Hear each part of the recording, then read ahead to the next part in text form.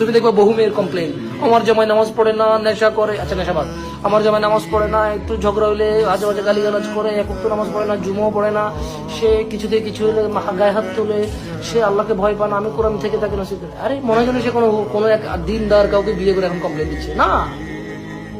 তার পরিবার চাইছে যে তার খাওয়া দাওয়ার নিরাপত্তা থাকবে, ঈদে পোশাক আশাক কেনার ক্ষমতা থাকতেই হবে, ঘরের মধ্যে একটা চৌকি হলে চলবে না, খাট হইতেই হবে, এবার সেগুন না হলেও মেহগুনি হলেও চলবে, 50 ইঞ্চি না হোক 20 ইঞ্চি একটা এলসিডি স্ক্রিন থাকতে হবে, টেলিভিশন, হ্যাঁ 2-4-5 ভরি স্বর্ণ দিতেই হবে।